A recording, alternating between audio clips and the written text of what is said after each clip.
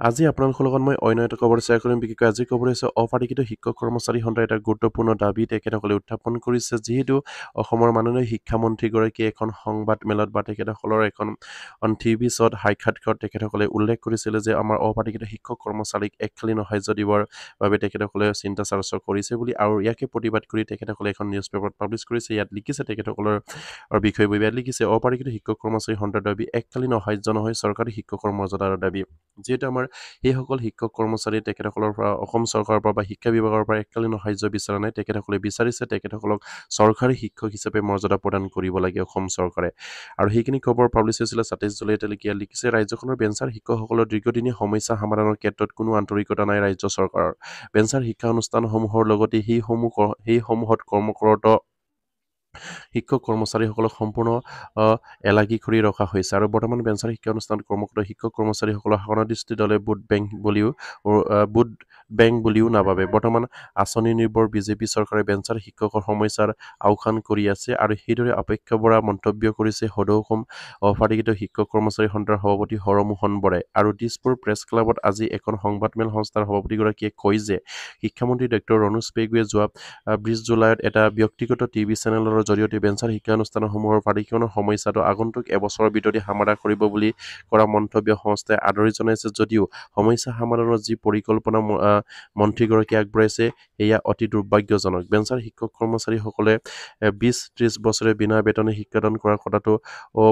অফকতে স্বীকাৰ কৰি কেৱল এককালীন সাহায্য প্ৰদানেৰে অপাৰিকিত শিক্ষানুষ্ঠানসমূহৰ সমস্যা সমাধান কৰিবলৈ মন্ত্ৰীগৰাকীয়ে কৰা পৰিকল্পনাক তীব্ৰ বিৰোধিতা কৰিছে আৰু সংস্থাৰ সভাপতি এই বৰামতে এককালীন সাহায্য দিয়াৰ পৰামৰ্শ কেইদিনমান আগেয়ে আগবঢ়াইছিল অসম হাইস্কুল শিক্ষক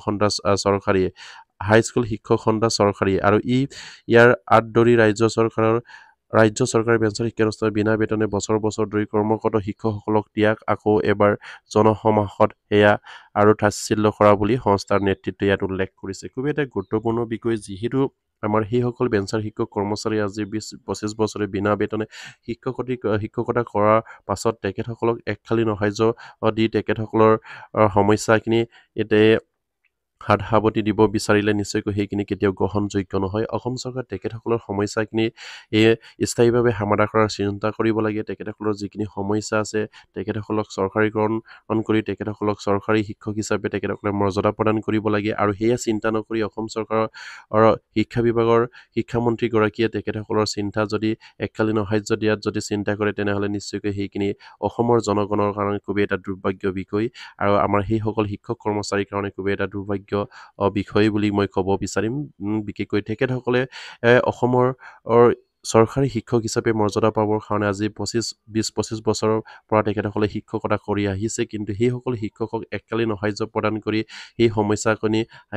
সামৰি দিব বিচাৰাটো খুবেই এটা লাজৰ বিষয় অসম চৰকাৰৰ কাৰণে আৰু সেই অসম চৰকাৰে সেইখিনি বিবেচনালৈ আনিব লাগে আৰু অতি সোনকালে সেইসকল বেঞ্চাৰ শিক্ষক কৰ্মচাৰীসকলৰ সমস্যাখিনি সমাধান কৰি তেখেতসকলক চৰকাৰী শিক্ষক হিচাপে মৰ্যাদা প্ৰদান কৰিব লাগে তেখেতসকলৰ পদবিলাক প্ৰভিঞ্চিয়েলাইজ কৰি আৰু ইয়াৰ পাছতে কৈছে যে তেওঁলোকৰ মতে অসমত এতিয়া একমাত্ৰ হাইস্কুল অপাৰিকিত হৈ থকা নাই নিম্ন প্ৰাথমিক মহাবিদ্যালয় পৰ্যায়লৈকে 2003-19খন শিক্ষানুষ্ঠান অপাৰিকিত হৈ আছে আৰু বানপীড়িত আৰু খৰাংপীড়িত লোকসকলক সাহায্য দিয়াৰ লেখীয়াকৈ এককালীন সাহায্য বেঞ্চাৰ শিক্ষানুষ্ঠানৰ সমস্যা সমাধান কৰিব পৰা নাযাব এয়া কেৱল শিক্ষকৰ সমস্যা নহয় অসমৰ ৰাজ্যৰ সমস্যা দল সংগঠনে সেই বিষয়ত মাত মাতিব লাগে আৰু বৰাই কয় যে বেঞ্চাৰ শিক্ষানুষ্ঠানত কৰ্মৰত শিক্ষকসকলক টিউটৰ নহয় শিক্ষকৰ মৰ্যাদা লাগে আৰু চৰকাৰে শিক্ষা ব্যৱস্থাটোক ব্যক্তিগতকৰণৰ স্বাৰ্থত বেঞ্চাৰ শিক্ষানুষ্ঠানৰ সমস্যা সমাধানত গুৰুত্ব দিয়া নাই আৰু গোটেই জীৱন বিনা বেতনে শিক্ষকতা কৰি হতাশাগ্ৰস্ত হৈ আত্মহত্যা কৰা শিক্ষকসকলৰ পৰিয়ালৰ দিন বেতন অৱসৰ গ্ৰহণ কৰা 2 বছৰৰ ভিতৰতে অৱসৰ ল'বলগীয়া শিক্ষকসকলক এককালীন সাহায্য দি চৰকাৰে মানৱীয় দিশ উন্মোচিত কৰাৰ উচিত বুলি কয় সংস্থাৰ নেতৃত্বই আৰু পাৰিকৰণৰ ক্ষেত্ৰত 2014 চনৰ শিক্ষানুষ্ঠান পদ পাৰিকৰণৰ আইনখন পূৰ্ণাংগ সংশোধন দাবী জনায় আৰু বেঞ্চাৰ শিক্ষকসকলৰ সমস্যা সমাধান নহ'লে নতুন দিল্লীত অমৰণ অনশন কৰাৰ হুংকাৰ দিয়ে সদৌ অসম অপাৰিকিত শিক্ষক কৰ্মচাৰী সন্থাই খুবেই এটা গুৰুত্বপূৰ্ণ বিষয় যিহেতু তেখেতসকলৰ সমস্যাখিনি আৰু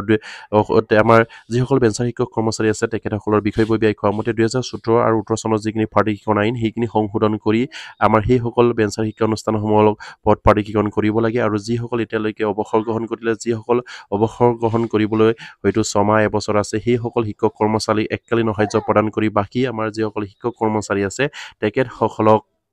পুনৰ পৰ্যায়ৰ শিক্ষক হিচাপে নিযুক্তি প্ৰদান কৰিব লাগে আৰু 2014 চনৰ যিখিনি প্ৰাধিকৰণ আইন এইখন আইন সংশোধন কৰি হ'লেও তেখেতসকলক শিক্ষকৰ মৰ্যাদা প্ৰদান কৰিবৰ কাৰণে তেখেতসকলে দাবী জনাইছে কাৰণ 2014 আৰু 18 চনৰ প্ৰাধিকৰণ আইনখন যদি সংশোধন নকৰে তেনেহ'লে নিশ্চয়কৈ এই সকলো শিক্ষক কৰ্মচাৰীক টিউটৰ হিচাপে তেখেতসকলে নিশ্চয়কৈ প্ৰাধিকৰণৰ ব্যৱস্থা কৰিব আৰু সেয়া নিশ্চয়কৈ তেখেতসকলে কেতিয়াও গ্ৰহণ নকৰে আৰু সেয়ে তেখেতসকলে ইয়াত উল্লেখ কৰিছে যে তেখেতসকলৰ পদবিলাকক টিউটৰ হিচাপে প্ৰাধিকৰণ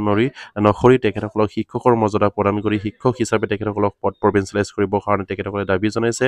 আৰু 2014 আৰু 18 চনৰ যিখিনি প্ৰাধিকৰণ আইন সেইখিনি সংশোধনীলৈ আনিব লাগে বুলি তেখেতসকলে দাবী উত্থাপন কৰিছে অন্যথা তেখেতসকলে হয়তো আকৌ দিল্লীত অমৰণ আসনৰ কাৰ্যসূচী হাতত ল'ব বুলি তেখেতসকলে অসম চৰকাৰক সকীয়াই দিছে আৰু অসম চৰকাৰৰ শিক্ষা বিভাগ আৰু আমাৰ মাননীয় মুখ্যমন্ত্ৰীয়ে নিশ্চয়কৈ সেইখিনি বিষয় চিন্তা কৰি অতি সোনকালে আমাৰ সেইসকল টিউটৰৰ সমস্যাই হওক আমাৰ বেঞ্চাৰ স্কুলৰ সমস্যাই হওক সেই সকলোবিলাক সমস্যাখিনি একেলগে যেন সমাধান কৰাৰ চেষ্টা কৰে সেই আশা ৰাখিলোঁ আৰু আজি ভিডিঅ'টো ইমানে শেষ কৰিলোঁ আৰু প্ৰতিগৰাকী শিক্ষক কৰ্মচাৰী যাতে নেকি এইখিনি খবৰ পাই আপোনালোকে শ্বেয়াৰ কৰি দিব আৰু এতিয়ালৈকে যদি আমাৰ চেনেলটো ছাবস্ক্ৰাইব কৰে ছাবস্ক্ৰাইব কৰি দিব নমস্কাৰ জয় অসম